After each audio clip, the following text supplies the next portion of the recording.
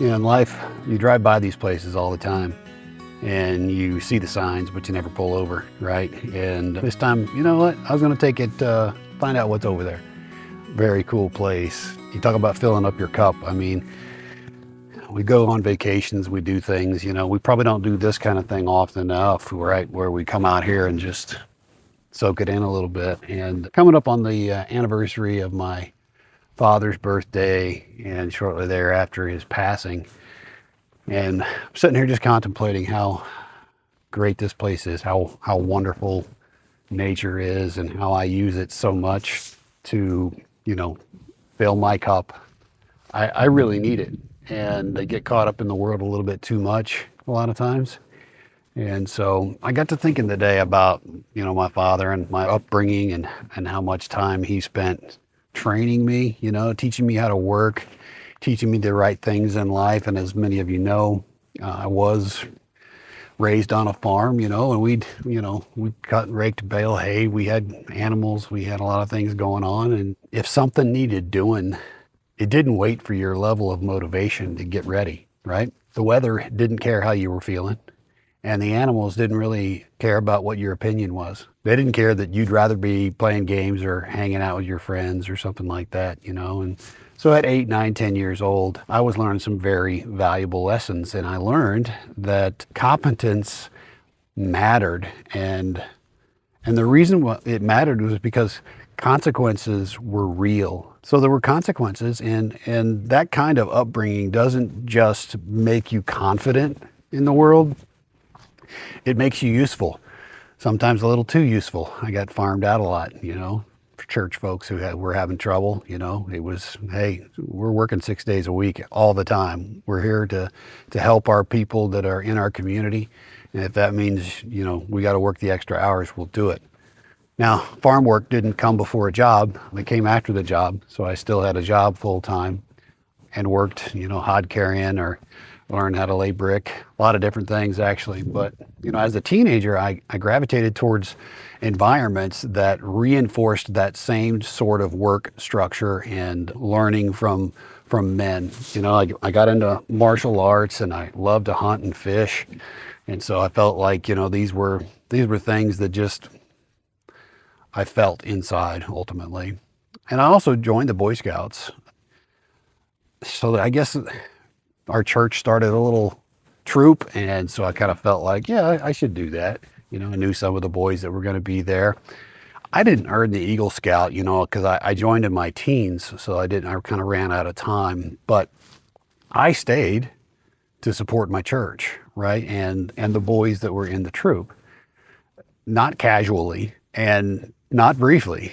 I stayed for a long time. I served as the assistant scoutmaster, and then eventually I became the scoutmaster. And I think the last year I was scoutmaster, I probably kicked out 3 Eagle Scouts. And this was when I first saw the signs, but wouldn't fully recognize or grasp the consequences of not speaking out. I stayed because boys need consistent male influence, not slogans and not substitutes. They need present, accountable men.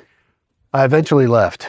I walked away. And it wasn't because I lost interest, but because their mission changed. When institutions like that remove willing fathers and replace them with structures that dilute the founding principles and responsibility, boys don't gain freedom. They actually lose formation. You don't see the damage immediately. You see it later, years later, in confusion, withdrawal, and fragility. Watching that happen shaped how I see society.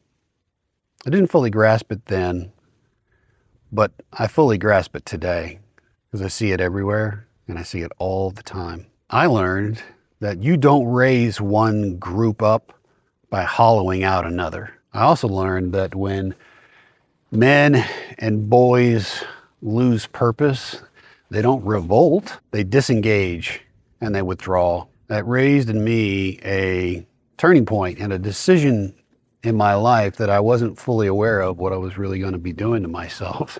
I was spending a lot of time outside because that's where I connect, right? That's where I fill my cup up. And I was doing a lot of searching, inside myself. I wanted to know something about myself because I lived in a modern world, and yet I lived kind of in a rural area. And I'd come to understand how fragile that our thought process was when it came to this world and how supportive it was or wasn't. And so I wanted to find something out about myself, but not what I was capable of. I was really more interested in what remained, what actually remained when the modern world, when the modern scaffolding of support was removed. And so I chose to cut it away. Now, not like moving out in the middle of nowhere all by myself, but I definitely withdrew from a lot of different things. No gadgets, no, gear. I didn't want to be dependent on those things. I wanted to strip it away. I didn't even want the psychological side of the safety net of the world being there. And in order to do that, you have to put yourself sometimes in some precarious situations. So that's when I started training pretty extensively in wilderness survival and different methods from multiple schools and multiple people. And it wasn't really at all about proving anything to the world. It was about removing the world's illusion that I had, removing the illusion and the interpretation of security or a safety net. So what did stripping it all away do for me? Most people feel confident because modern life cushions them. They've got all kinds of safety nets and securities there, and money is the biggest one. People feel real confident about how much money they have, and all of a sudden that seems to get them over every single hurdle in their life, right? But when you intentionally remove the cushion in your life and that safety net, reality speaks pretty quick, real quickly, because fear shows up. And then all of a sudden your judgment really matters. And small mistakes compound drastically. But once you know that you can function without that safety net, the modern world loses its leverage over you. Deadlines don't rattle you. Noise doesn't destabilize you. And chaos doesn't rush you. Not because you're tough, but because you're adaptable and you're grounded. So what the core of what I'm sharing here on my channel, it's not about tracking. It's not about wilderness survival. That was my proving ground. That was my place to show to myself what I was capable of. So this channel is about getting grounded in your life. It's about men who have removed artificial things in their life, like artificial competence, believe it or not. They've tested themselves honestly.